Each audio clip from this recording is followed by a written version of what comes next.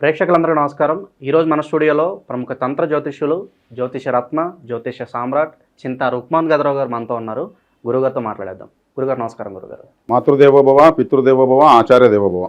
గురుగారు, మే నెలలో తులారాశి వాళ్ళకి ఓవరాల్గా ఎలా ఉండబోతుంది? రాహు, కేతు అలాగే గురుగ్రహ సంచారం కూడా ఈ నెలలో జరగబోతుంది.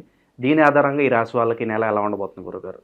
అదృష్టానికి మారు పేరు, ఆనందానికి అసలు పేరు, తిరుగులేని జీవితానికి ఫలితాలకు సిసలైనటువంటి పేరు తులరాశి వాళ్ళే అని చెప్పొచ్చు. ఈ తులరాశి వాళ్ళు సహజంగా ఎలాంటి వాళ్ళంటే త్రాసు బ్యాలెన్స్గా ఉండలేరు. ఒకసారి కిందికి వాళ్తే ఒకసారి పైకి లేస్తే అది బ్యాలెన్స్ కుదరకుండా పోతూ ఉంటుంది. ధర్మదేవత చేతిలో కూడా ఈ త్రాసే ఉంటుంది. కోర్టులో చూస్తే కూడా ఈ రాశిలోనే శని భగవానుల వారు ఉచ్చస్థితి పొందుతారు. శనేశ్వరుడు ధర్మదేవత, అందుకే నల్లని కోటు వేసి జడ్జి గారు, లాయర్లు అందరూ కూడా చట్టాన్ని వధిస్తారు. ధర్మదేవత కండ్లకు కూడా నల్లటి గుడ్డ కడతారు. ఈ తులారాశి అంటే ధర్మ సూచికకు సంబంధించింది కాబట్టి వీళ్ళు ఎవరైనా వీళ్ళకి కానీ అనుకూలంగా లేదు అని తెలిస్తే పక్కన పెడేస్తారు, కేర్ చేయరు. అది భార్య కావచ్చు, ఇంకెవరైనా సమాజంలో కావచ్చు, దేవుడే కావచ్చు, అంటే యాక్సెప్ట్ చేయరు వీళ్ళు. అందుకే తులాలగ్నంలో పుట్టిన వాళ్ళకి ఎక్కువగా వివాహ సమస్యలు వస్తూ ఉంటాయి. తులాలగ్నం పుట్టిన వాళ్ళకే రెండో వివాహం అయ్యేదానికి బలం ఎక్కువ ఉంటుంది. తులారాశి పుట్టిన వాళ్ళకే భార్యతో దూరంగా ఉండేదానికి అవకాశాలు ఎక్కువ వచ్చేస్తూ ఉంటాయి.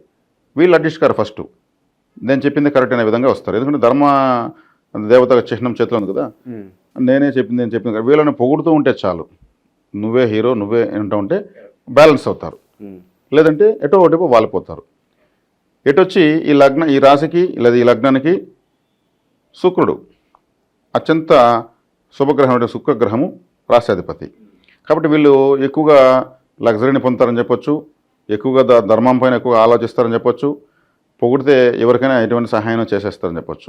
ఇటువంటి తులారాశికి ఈ మే మాసంలో 6వ ఇంట్లో శనేశ్వరుడు 30 సంవత్సరాల తర్వాత వస్తున్నాడు.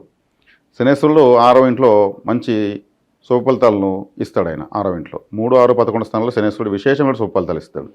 అదేవిధంగా 5వ ఇంటి రాహు. ఈ రాశిలోనే స్వాతి నక్షత్రం 4 పాదాలు ఉన్నాయి. ఈ పూర్ణంగా 4 పాదాలు ఉన్నాయి. అంటే బలవంతుడు తులారాశికి రాహువే. రాశాధిపతి శుక్రుడి కన్నా, ఉచ్చస్థితి పట్టే శని కన్నా రాహువే అత్యంత శుభగ్రహం. ఆయన మూల త్రికోణ రాశి అయినటువంటి కుంభంలో ఉన్నాడు. కుంభంలో కూడా ఆయనకి శతభిష నక్షత్రం 4 పాదాలు పూర్ణంగా ఉన్నాయి. అంటే ఆయనకు ఇష్టమైన రాశిలో తులారాశికి పంచమ కోణంలో ఉన్నాడు అనమాట. అది ఒక అదృష్టం.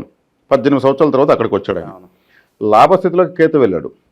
కేతువు పాపగ్రహాలు 3, 6, 11లో యోగిస్తాయని ఇప్పుడే చెప్పాను. కేతు గ్రహం కూడా లాభస్థానంలో ఉన్నాడు. లాభస్థానంలో కూడా ఆయనకి పూర్ణంగా మకా నక్షత్రం 4 పాదాలు పూర్ణంగా ఉన్న రాశి సింహరాశి. అదేవిధంగా భాగ్యంలో గురువు ఉన్నాడు. అంటే నైసర్గిక శుభగ్రహమే గురువు. ఈ రాశికి పాపి అయినా గోచారిత్య శుభస్థానంలో ఉన్నాడు మిథున రాశిలో. మరి మిథున రాశి ఈ రాశికి భాగ్యం అవుతుంది. షష్టగ్రహ కూటమి లాస్ట్ మంత్ జరిగినప్పుడు తులారాశి వాళ్ళకి 6వ ఇంట్లో జరిగింది. అంటే షష్టగ్రహ కూటమి అనుకూలంగా వచ్చినటువంటి అత్యంత తక్కువ రాశిలో తులారాశి ఒకటి.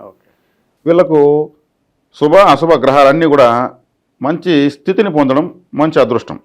అంటే ఈ సమయంలో వీళ్ళకు గౌరవ మర్యాదలకు లోటు ఉండదు, గౌరవ మర్యాదలు పెరుగుతాయి, ఆస్తిపాస్తులు పెంచుకోగలుగుతారు, అదృష్టం వెతుక్కుంటూ వస్తుంది. వీళ్ళు ఒకటి అనుకుంటే వీళ్ళకు ఒక 10 రెట్లు ఎక్కువగా ఫలితాలు వస్తాయి.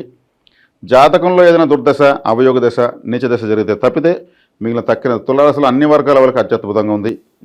వీళ్ళు ఎక్కువగా తులారాశి వాళ్ళు ఉపయోగించాల్సినటువంటి ఒక ప్రత్యేకమైన తంత్రం ఏంటంటే ఎప్పుడు ఏదో ఒక పర్ఫ్యూమ్ వాడుతూ ఉండాలి. శుక్రుడు రాశ్యాధిపతి, సువాసన కోసం. శుక్రుడు అంటేనే పర్ఫ్యూమ్. మంచి హై క్వాలిటీ ఉన్నటువంటి పర్ఫ్యూమ్ యూజ్ చేస్తూ ఉంటే వీళ్ళకు లగ్జరీ పెరుగుతూనే ఉంటుంది. ఇది రాశి ఫలితాలకు సంబంధం లేదు. ఈ విషయం వాడుతూనే ఉండాలి. వీళ్ళకు ఏదైనా క్లిష్ట పరిస్థితులు ఉన్నాయంటే, కష్టంగా ఉందంటే పర్ఫ్యూమ్ ఎవరికైనా దానంగా ఇస్తూ ఉంటుంది తమకు ఇష్టమైన వాళ్ళకు. అది దానంగా ఇస్తూ ఉంటే ఏమవుతుంది, లగ్జరీ మళ్ళీ పెరుగుతుంది. పర్ఫ్యూమ్ అంటే శుక్రగ్రహాన్ని ఇస్తున్నాం అంటే మళ్ళీ సంతోషం పెరుగుతుంది. ఇది తులారాశి వాళ్ళకు జాతకాలకు సంబంధం లేకుండా తులారాశిలో పుడితే చాలు. తులారాశి అంటే ఒక పర్ఫ్యూమ్, ఒక అద్భుతమైన ఫ్లేవర్. శుక్రుడు కాబట్టి శుక్రుడు సువాసనకు. ఇప్పుడు ఉన్నటువంటి ప్రపంచంలో సువాసనలన్నీ, పర్ఫ్యూమ్స్ అన్నీ, సెంట్లు గింట్లు అన్నీ కూడా ఆయనే. కాబట్టి చక్కగా వీళ్ళకి ఇప్పుడు పరిస్థితులు వెతుక్కుంటూ వీళ్ళవైపు వస్తున్నాయి. అవకాశాలపైన అవకాశాలు వస్తున్నాయి. వీళ్ళ ఉపయోగంతో పాటు ఇంకో 10 మందికి ఉపయోగపడగలిగినటువంటి బలం ఇప్పుడైతే ఉంది. అది మే నెల నుంచి ఇంకా విశేషంగా పెరుగుతుంది. వ్యాపారం, ఆరోగ్యం అంతా బాగానే ఉంటుంది. అంతా చాలా బాగుంటుంది. ఎందుకంటే ఆరోగ్య స్థానంలో శనేశ్వరుడు ఈ లగ్నానికి చతుర్థ పంచమాధిపతి, కేంద్ర కోణాధిపతి 6వ ఇంట్లో ఉన్నాడు, దిగ్బలాన్ని పొందాడు. పంచమ స్థానంలో మూల త్రికోణంలో రాహువు చాలా బలంగా ఉన్నాడు. లాభస్థానంలో కేతు బలంగానే ఉన్నాడు. భాగ్యస్థానంలో గురువు గోచారీత్యా 9వ స్థానంలో భాగ్యంలో ఉన్నాడు. కాబట్టి అత్యధిక తీర్థయాత్ర తీర్థయాత్రలు చేయగలరు, వినోద విహారయాత్ర చేయగలరు, ఓకే. ఆధ్యాత్మికంగానూ బాగుంటారు, వ్యాపారపరంగా బాగుంటారు.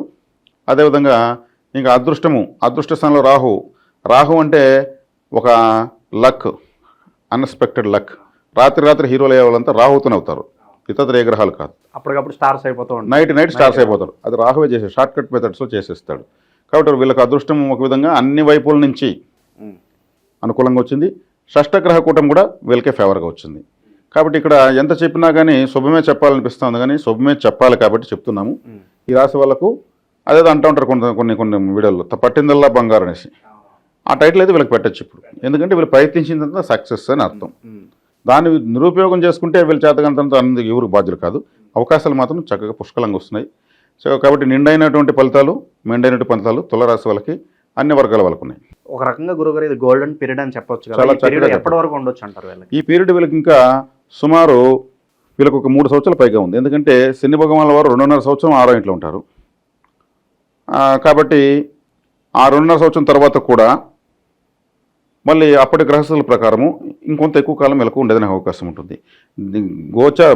జన్మజాతకరీత్యా ఏదైనా శుభగ్రహ దశ జరుగుతూ ఉంటే ఆ దశలో ఈ గోచారం కూడా యాడ్ అయ్యి అడిషనల్ సపోర్ట్ అయ్యి విశేషంగా యోగించడానికి అవకాశం చాలా ఎక్కువ ఉంది.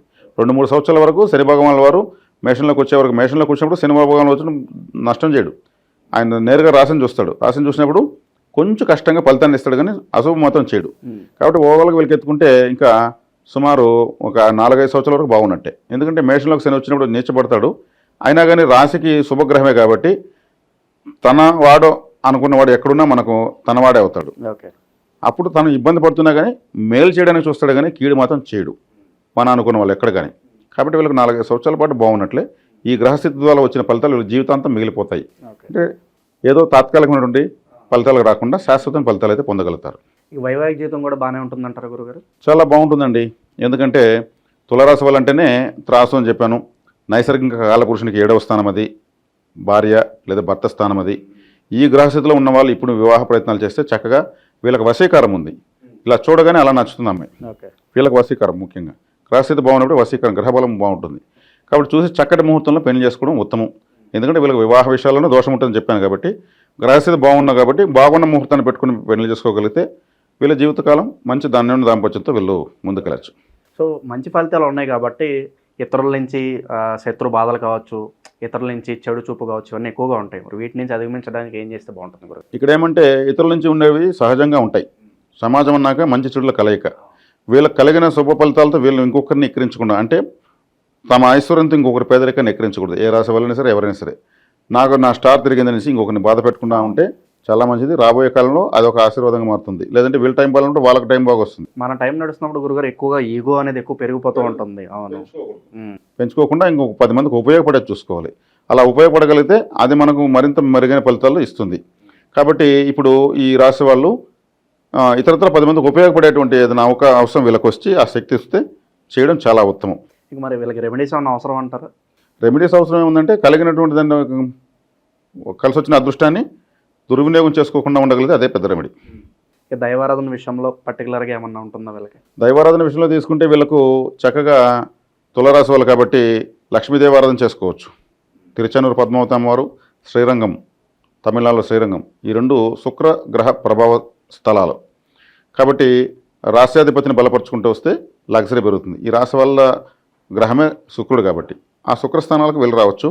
చక్కగా విశేషంగా యోగిస్తుంది. తులారాశి వాళ్ళందరికీ కూడా మే నెలలో ఏ విధంగా ఉండబోతుందో చాలా బాగా వివరించారు గురుగారు. ధన్యవాదాలు. ధన్యవాదాలు.